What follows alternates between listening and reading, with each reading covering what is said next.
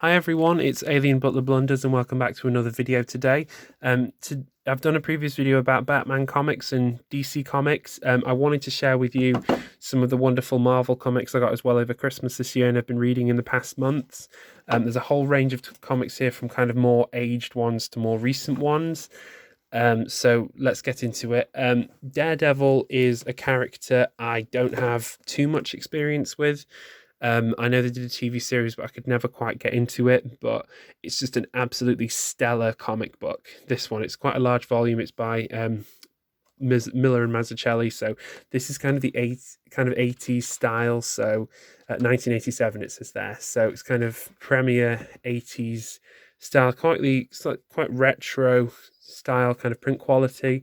But it's just excellent, really excellent about a really gritty world. I'd say that Daredevil is so close to Batman in so many ways. He's grounded, he's human, he's constantly struggling.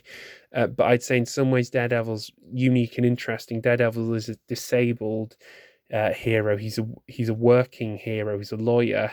He's blind. He's visually impaired. But it's the same kind of gross looming mafia presence with the Kingpin. So it's a horrible story of betrayal. Without going into too much detail, it's kind of his friends abandon him, his girlfriend abandons him, and it's kind of decaying relationships, and takes him down to absolutely nothing, and the struggle to be great again. And it's just fantastic. It's one of the grittiest, most real, most grounded comic books I have ever read. So it's just fantastic, and it's so wonderful to see like relationships done well in this, and real relationships with broken people. And there's loads of content in this. There's everything in this. There's drug abuse. There's war crimes. There's disability in the workplace. There's corruption. There's multimillionaires. There's amazing Captain America cameo at the end. It's just fantastic. There's a poster at the end I just want to share with you. So let's see if we can find it. Let's see if we can find it. Where is it? Let's see. So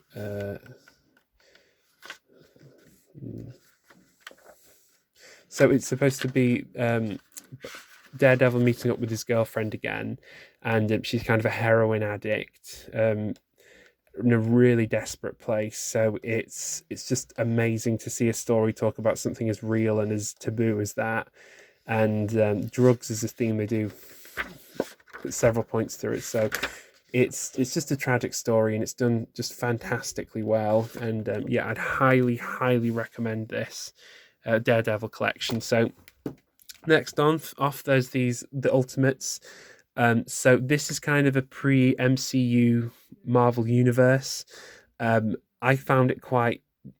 I don't want to use the word disturbing, but it's just very uncanny to see this kind of thing, and it's almost very dark. It's almost like Amazon Prime's The Boys series. It's weird. It's very dark. It's very pre-MCU, and this series came out in 2004. There we go. So it's way before the Avengers, but it's weird because it focuses on Captain America as the main character. It's Captain America, Thor, and Iron Man, but they're just like celebrities or cult leaders. It's just disturbing. And Captain America's kind of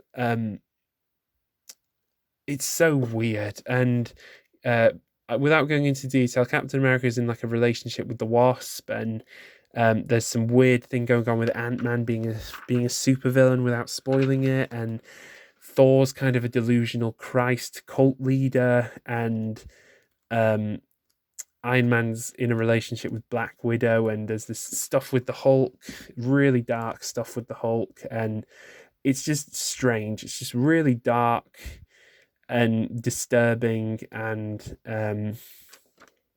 yeah, I would recommend it, but it's not MCU at all. It's really quite dark, but do read that if you want to challenge it. One thing I would say is Quicksilver and is done really well in it. Quicksilver and Wanda, so that's cool. They do kind of link with other Avengers, but this is kind of almost like an Endgame kind of thing. So there's kind of betrayal, there's murder, there's some really quite dark and disgusting stuff that happens at some points, but um, it's just so weird to see like a convinced version of the Avengers who are so different to what we've seen. Some of them are just straight up villains, like without spoiling it too much. Like Black Widow was just a straight up villain, and there's kind of the opposite Avengers, like an evil team. And yeah, it's an experience reading this. It's very, very strange as somebody who grew up with the MCU and kind of looking at the expanded universe. And they do have this kind of stretch out poster, which is really cool. If I do it, so that's really cool. And so it's weird. It's an experience reading this because it's so different to what the modern MCU is, but not that I wouldn't recommend it, but just that from characters who are really quite reassuring, moral characters like Captain America, it's just like horrible seeing them so challenged, so overturned, and it's just very, very dark in some ways. And I don't want to see the superhero. I don't want to see the Avengers as real people. I want to see them as, I want to look up to them, you know. And when they're kind of manipulative celebrities getting plastic surgery for attention, it's just kind of disturbing. But I would recommend that. It's very strange comic book for outsiders. There is kind of cameos of Spider-Man and the X-Men and yeah, Fantastic Four, but it's weird. It's a mixed bag. So so it's Mark Millar is that main writer.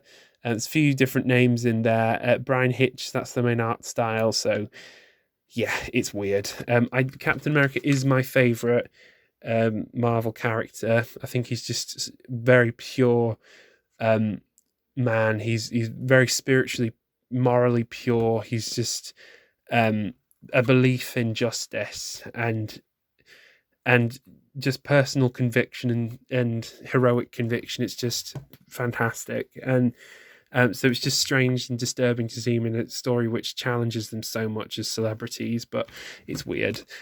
Anyway, so this one, The Young Avengers, so this is by Allan, Heinberg and Cheung. And this is a really weird experience because this came out in 2005, and it focuses on kind of a young new team, like who would be the next Avengers.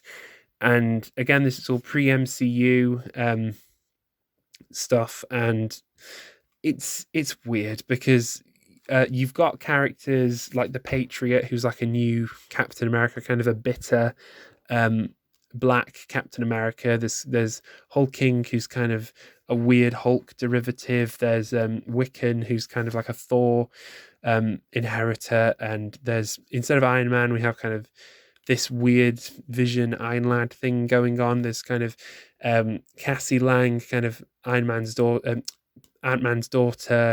and it's teen romance, which is really pleasant. And they deal with some stuff actually really, really well. There's the race thing they explore with Patriot, which is done just so maturely, and it's not patronizing. It's not. It's just great. It's just I do really recommend this for how to do kind of this kind of story. Right, there's kind of a gay relationship going on with Hulking, and yet he kind of emerges from the narrative as a significant character. So it's just handled really, really well. They've got modern themes, they've got some sex and relationship stuff going on. So it's just almost the perfect teen comic book in that way. So I wasn't sure of it at the start. It was kind of a teeny bit cliche at the start, but I wasn't quite taken with the fact that the characters are so derivative, but the point is they're intentionally derivative, and the real Avengers try and shut them down.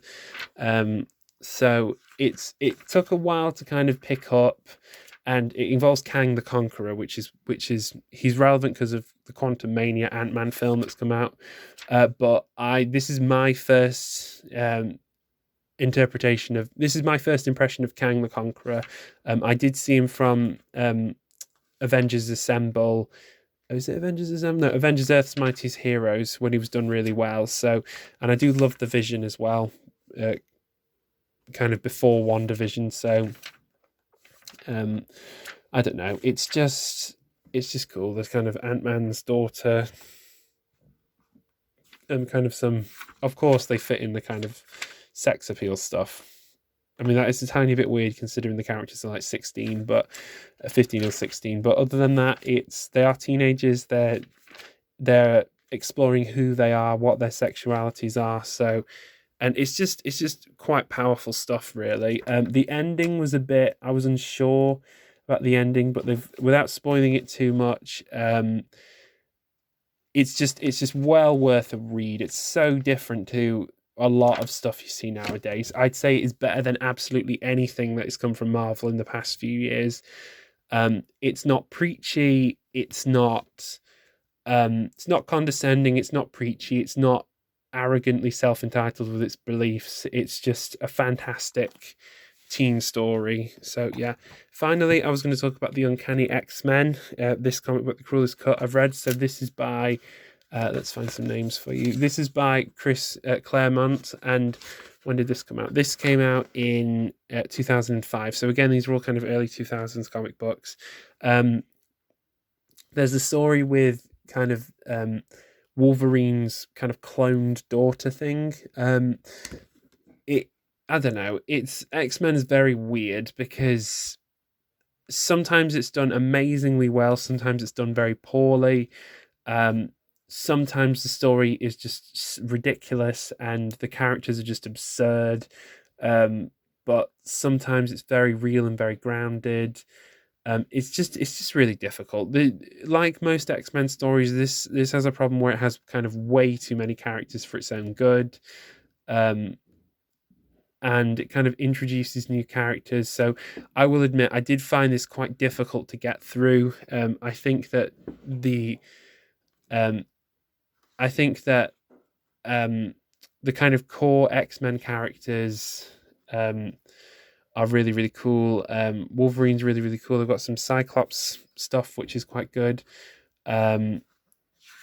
So it's just, Emma Frost stuff is great. There's some kind of weird brain thing going on here, but I don't know. It's weird. I'm not saying that I wouldn't recommend this. I'm just saying that X-Men is just very, very uneven Marvel product. It's something like Wolverine and the X-Men, the kind of that CBBC kind of animated series has some absolutely stellar moments, but on the whole, you don't need to watch every episode. This X-Men's kind of the same. It has some stellar moments and some stuff that doesn't kind of make any sense. So I don't know. X-Men is a mixed bag by nature. I still believe in it, but it's just very uneven. So I've shown you quite a few today, so I'll just say do read the old stuff, especially stuff which takes itself and interprets itself very differently from MCU. So I just say thanks for watching today, and I will produce content as actively as I can. So thanks very much for watching today, guys.